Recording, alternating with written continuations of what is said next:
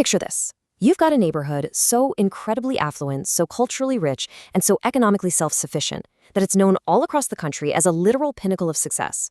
Now imagine that entire community, generations of wealth, homes, and heritage, being systematically reduced to ash and rubble in a matter of just 18 hours. Today we're diving into an explainer on one of the most devastating yet historically suppressed events in American history, the 1921 Tulsa Race Massacre. We're going to look closely at the historical record, rely on the undeniable facts uncovered by official commissions, and trace how a thriving community was destroyed, covered up, and is now finally being brought back into the light. So let's jump right in. Here's the roadmap for today's explainer. 1. The prosperous Greenwood district. 2. The elevator incident spark. 3. The Tulsa Race Massacre itself. 4. Cover-up and erasure. And finally, uncovering the hidden truth. Part 1. The prosperous Greenwood district, Black Wall Street. To really wrap our heads around the magnitude of what was lost, we first have to understand what was actually built. We're in the years just after World War I.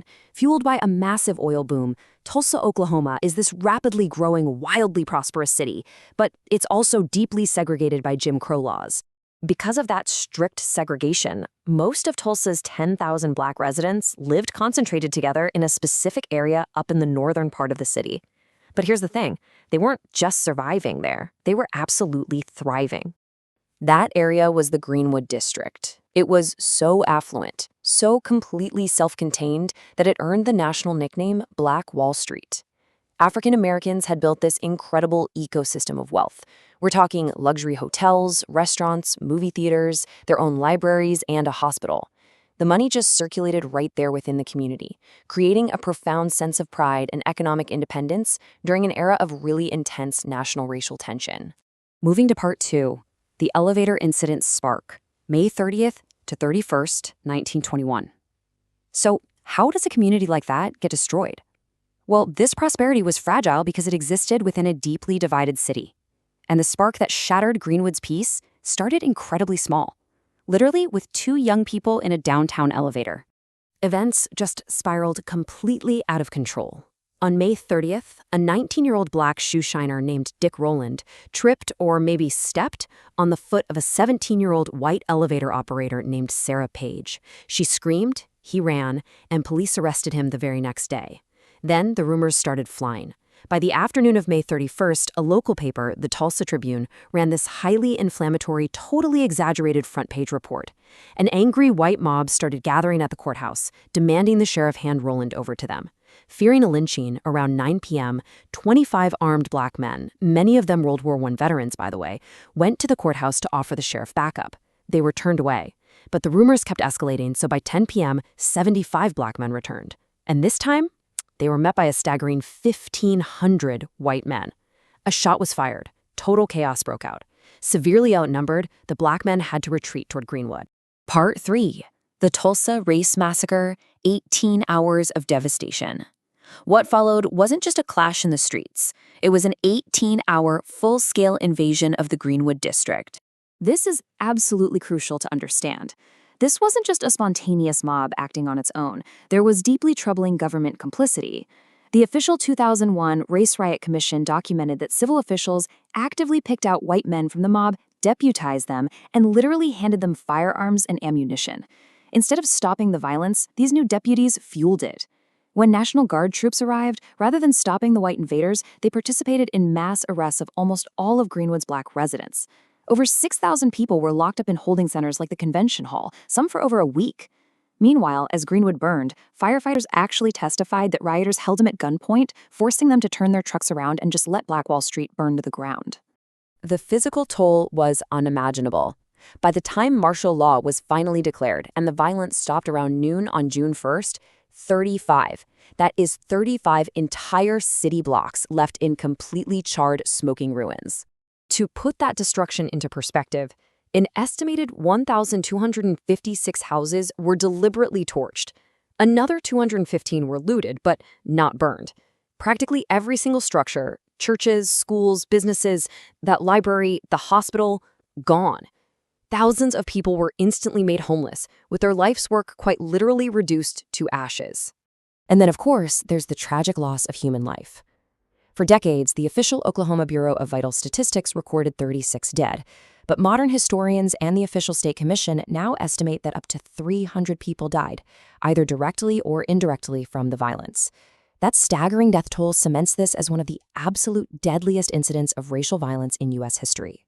Part 4. Cover-up and erasure. Decades of silence. You'd think an event of this massive scale would be permanently etched into our national memory, right? Well, it wasn't. This next chapter looks at how this tragedy was followed by a deliberate, decades-long campaign to just sweep it all under the rug.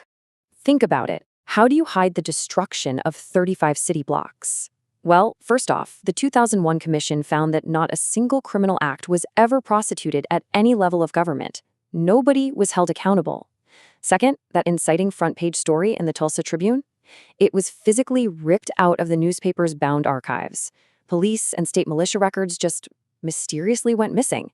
Actually, it was more than just missing records. For over half a century, the event was completely omitted from local and national history books. It wasn't in schools. It was barely even whispered about in public.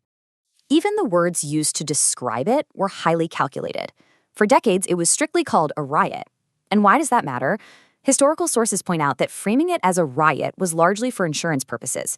If it's a riot, insurance companies are legally protected from having to pay out claims to the Greenwood victims who lost everything. When you look at the systematic burning of 1,256 homes and the massive power imbalance, the word massacre hits the nail on the head far more accurately than riot ever could. Which brings us to Part 5, Uncovering the Hidden Truth, the Search for Justice. For the longest time, the only way this history survived at all was through the oral traditions of the survivors. But in recent decades, there's been this really powerful movement to dig up the truth, validate those oral histories, and finally give these victims the honor they deserve. The milestones for uncovering this truth took a really long time. It actually wasn't until 1996, the 75th anniversary, that a major public memorial service was held. In 2001, the state government finally published objective findings confirming government complicity. In 2018, reflecting what actually happened, the commission was renamed the Race Massacre Commission. And right now, today, based on those oral histories passed down through the Black community, the city of Tulsa is actively running investigations and excavations to locate the unmarked mass graves of the victims. Behind all these statistics and dates are real people. Take Viola Fletcher. She was a survivor of the massacre. In 2021, at the age of 107, she actually testified before Congress, making absolutely sure her voice was added to the permanent historical record. She recently passed away in 2025 at the incredible age of 111. Her words are a haunting reminder that it wasn't just brick and mortar that got stolen. It was heritage, it was safety, and it was an entire way of life. We've just seen how a thriving, beautiful community can be obliterated in 18 hours, and how the memory of it can be successfully suppressed for a century. With the last living survivors now leaving us, the responsibility of keeping this history alive shifts entirely to us. So I want to leave you with this thought. As the physical witnesses fade into history and we're left staring at newly uncovered century-old graves, what is our active role in making sure that history this deeply varied is never, ever erased again? Thank you so much for joining me on this explainer. Keep curious and keep asking the tough questions.